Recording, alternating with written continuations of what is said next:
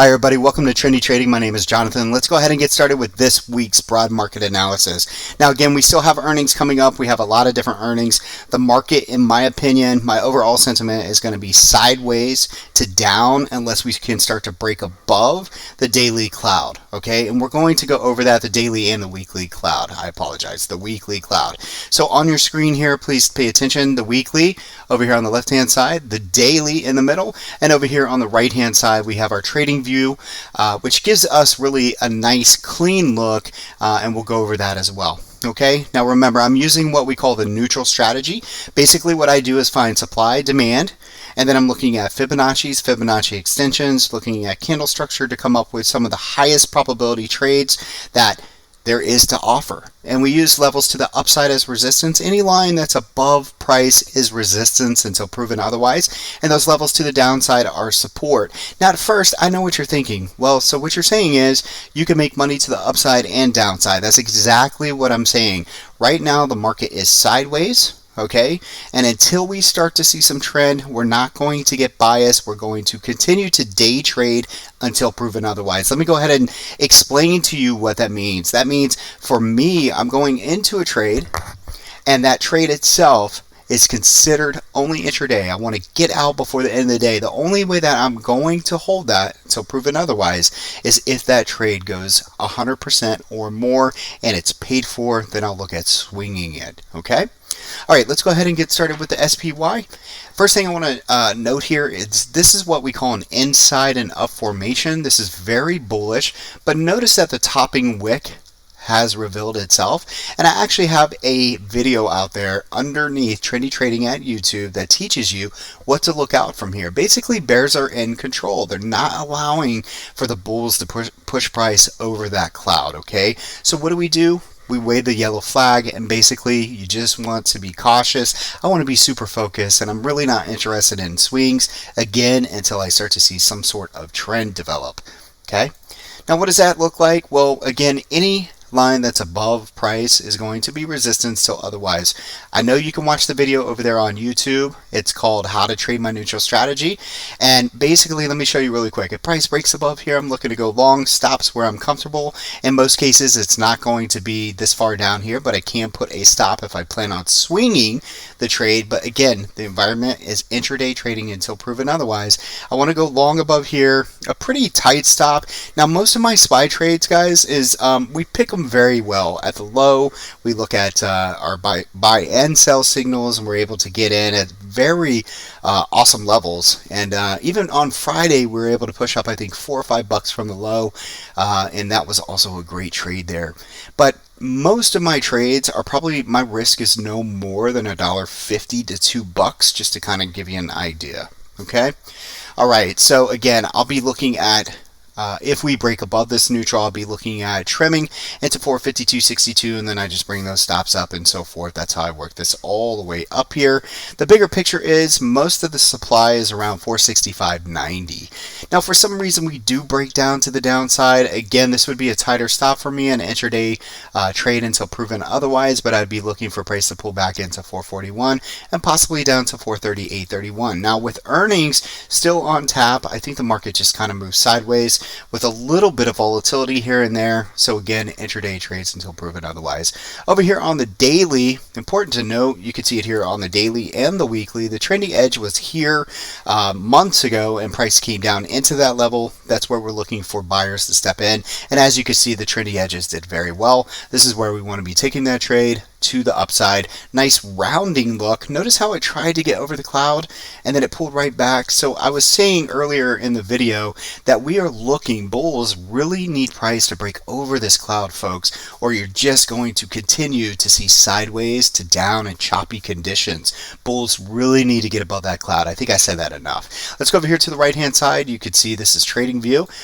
For the most of 2020, 2021, we stayed above this cloud. Things looked really nice. Every time we came into the cloud, this was an opportunity to buy. And, you know, this year we pulled deep into the cloud. We flushed the cloud. Now we're on an inside and up, as I was saying over here. But this important level for the bigger picture, bulls are in charge. If this following week holds above this level, that level is 457.19. 457.19. This is the 618 of the overall pullback from the previous high into the low. Again, the 618, if you're not familiar with that, you could look it up on Fibonacci, and I also teach about that on YouTube.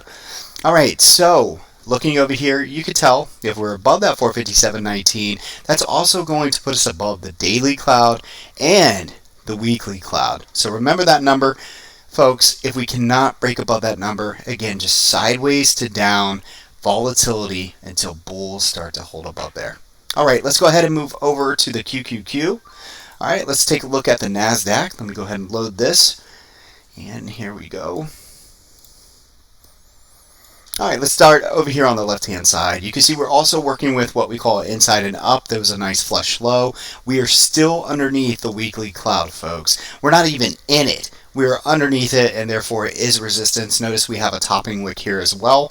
Notice that price did push up into the top of these EMAs. They are resistance until proven otherwise. My monthly is extremely bearish. The yearly is neutral, and last week was bullish. Again, inside and up formation. I love these. And as long as the bigger picture, I think for this week, your line in the sand, as long as this blue dotted line holds, I believe that we do continue up, but I do think that it's going to be a rocky journey. Okay, so again, yellow flag, overall sentiment, sideways to chop until we can start to break above this cloud. We have a long way to go, bulls. If you're even interested in wondering what that looks like, or you're interested in that number, it's pretty straightforward. Most likely we need to get over about 374, 375 before things start to look really good from a trending level above the EMA cloud itself. Now over here in the middle on the daily, you can see we're underneath the cloud on the daily. So once again, underneath that resistance, and remember the old H pattern. The H pattern is so important. That is a lowercase h. We call it the hope pattern because bulls are really hoping this does not happen. All right, but a lot of times what happens, just remember this, is that when price pushes up into the cloud, we come right back down and you get that H pattern. Now, your biggest thing that you want to hold on to is noting these lows. Okay, we have what's called higher lows going on, and really at the end of the day, things continue up but sideways as long as these lows are holding. Okay, over here on the right hand side, you can see we have an inside and up as well. We are still underneath that cloud. This is just a cleaner picture. Same thing as SPY. Every time we came into that cloud, that was a buying opportunity. But this year, a little bit different. I would say, you know, again, it's intraday until proven otherwise because things are just not very reliable right now. And I would like to see price get back over that cloud. It doesn't mean, so I just, as a disclaimer, it doesn't mean me personally that I'm not going to start some swings and try my hand at some. So typically what I'll do is go a little bit smaller, and let's say on the daily we start to move over that cloud, I can add into that position, and then when we get over the weekly, I can start trimming and so forth. Okay, all right, so overall sentiment, as I said, just choppy to sideways, a little bit of volatility as well. We still have earnings on deck. Let's go ahead and move on to the DIA, or the diamonds. All right, this is your Dow Jones. Let's go ahead and take a look there. All right, so over here on the left-hand side, same look, inside and up. Notice that we are in the cloud. Notice we have a topping wick. Basically, they're all going to pretty much look the same. Qs are probably the weakest, being underneath the cloud right now, and probably IWM, we'll look at it here in a second. But on the DIA, I've said over and over, this looks pretty strong, and I'm interested in names that are falling underneath the Dow Jones, right? Some other names that I might be interested are going to be Boeing this week, so we'll be looking at that tomorrow morning. If you're interested, come hang out with us on our trial. We'll wait for a buy signal, and then I'll be looking at taking possibly Boeing, and of course, I'm always trading SPY and SPX, so please come check us out if you want to. Now, DIA, inside and up, yearly super bullish. The monthly is neutral. The weekly is extremely bullish. Things look pretty good for this guy, but the overall resistance is up here around 359, 360. Far as this week is concerned, if you look here, I'm not really bullish unless we start to break above 350.90, but again, it's intraday because you're still underneath that cloud right there, and you can see the biggest breakthrough is if we get over the 353.25, and the reason why my neutral is not that wide is because we could be just sitting here all day waiting for a trade. So the first, let me just say this, going back and looking at the three that I'm showing you so far, is that, yeah, we might break over that neutral. But notice that the T1 or the target ones are very close to price. Because we're going into earnings season, one thing that I would tell you is that if we pull back, like say we gap down really big for some reason, and we come down into what I would consider T1 or support or even this red line. Okay, let me just show you really quick what that looks like. If for some reason we were to break down overnight, you wake up and we're either sitting at this level or we break down and we're sitting at this level, then I'm actually looking for a buy the dip opportunity because we'd be opening up into support, and basically retail, little frightened. They have, flashbacks of what's been going on in the market. I'm actually using my levels to go long. Okay. All right. So over here on the daily, you can see what this looks like as well. We're coming into a little bit of support here. I really like this, but once again, we need to start proving and seeing that bids can come in over the 353, 355 level. We can still have fun, so let's talk about the downside really quick. If for some reason on any of these, again, if we drop down into the lower levels, I'm looking for support. So don't think that I have to wait until price goes over this green line to get long. I also love getting long when we get pullbacks into support levels, okay? Over here on the right hand side, notice we're inside and up. We're still inside the cloud. We do have supply above at around that 360, 361 level you have to be careful about. So the reason why I'm saying that is that the market gets like super bullish and we're pushing up. Don't get too euphoric, okay? Just understand I'm always trimming into supply and being very cautious there, and we teach about this in the room, okay? All right, overall sentiment, same thing. I do like the Dow probably a little bit more than I like the rest of them. This week, typically it's the SPY or the Qs, but just a little bit different on this as it looks pretty strong.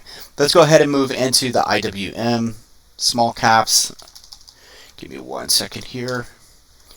Just like that. And I hope you guys are having a great weekend. We actually went to Biloxi, Mississippi, took a little drive. And hung out with my mother-in-law and celebrated a birthday, and had a good time. Had some really good dinner, some casino action. It was a really good time, but very happy to be back.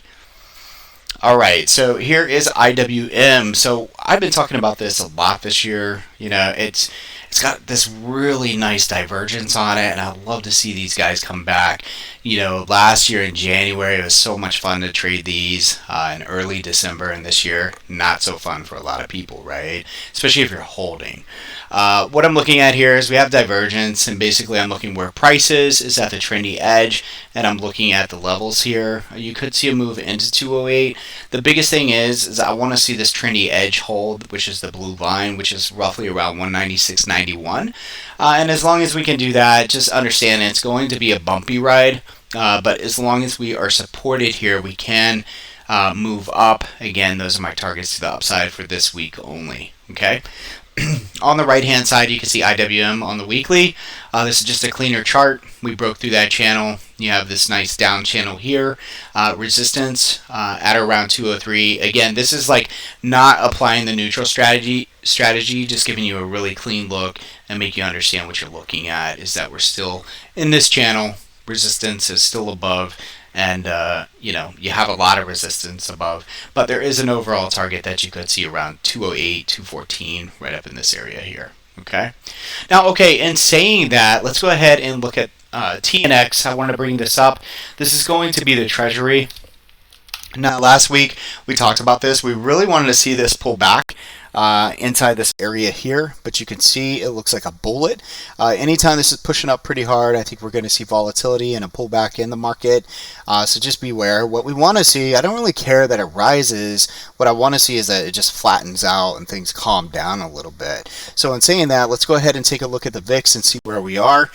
You can see right here that the VIX kind of stalled around 23. It's still yellow flag, red flag conditions. We want to see that number below 20 going into this week before things really start to look good, okay? Let's go ahead and move over here to the skew. Again, these are your hedge funds. What are we looking at? Basically, what you have in the market, folks, is when this is dropping like this, you have the SPY in the background that's kind of pulling back. Okay, and so the risk on area means where I want to start getting interested, and this means in most cases your retail, they're getting very scared. The fear and greed is high on the fear side, and I want to capture that. But listen to me, just because this comes down into the risk on doesn't mean I automatically just go out there and start buying stuff. It's not that easy. We want to see things come into our areas. We want to see that a lot of those are pushing through those clouds I showed you, and then when all of that synergistically comes together, guess what? We're going to take that trade, we're going to hold that trade, we're going to be in a swing trade, and we're going to add into that trade as we're moving up. This is an entire process. You have to be patient. That was my whole thing going into 2022, that this year is different. Last year was easy to project that you could see that price was going to move into a certain area, and we actually tagged that price target. In 2020, in December, I said where the market was going, and that's where we ended. This year's a lot different. What I'm trying to tell you is you have to be patient, and it's a if this, then that type of market. Don't try to be a hero. You don't need to call the market. What you need to do right now is just stay patient and wait for the signals. Wait for the break of the cloud. The easier trades are always above that cloud or below that cloud. Everything in the middle, don't diddle there. It's not worth it. Wait for that clean break. Your patience is really going to pay you. It's also going to keep you from making a lot of mistakes in the market. What I will tell you is there's a lot of fear and greed. A lot of fear out there, really. And let's go ahead and pull that up. I know you guys can't see my other chart, but just really quick, I want to see where we are this week. So all I'm doing is going to Google, putting in fear and greed index, and for this week it's at 35, guys. So it's fear. It's not extreme fear. So what I always try to tell everybody on that gauge, I like to see the extreme levels. I feel like that's where the most money is made. So if we could get that fear all the way down to extreme, and then we come into those levels or we break above those levels, then I'm really looking to go long. If for some reason, the market flips and we go super bullish again and go to all-time highs, as soon as we get to extreme greed, and then we're looking at, the skew, which is really, it would be way up here. All right, and then your P call would also be in a position, and we would be in supply overall, and synergistically, we'd be looking at shorting the market. But right now, it's all about patience. I wish all of you a lot of luck. Please come check us out at trendytrading.co. We have the levels, we have the charts, and we have the education to teach you how to trade. I'm all about making you consistent, not just following blind alerts. My alerts come straight from my brokerage account. Nobody out there does that. They're sent in milliseconds so that we can show proof of concept. Okay? That's what it's all about. If you're interested, again, I can't wait to trade with you. You guys have a wonderful weekend. Sorry this came out a little late, but I'll be there tomorrow morning. See ya.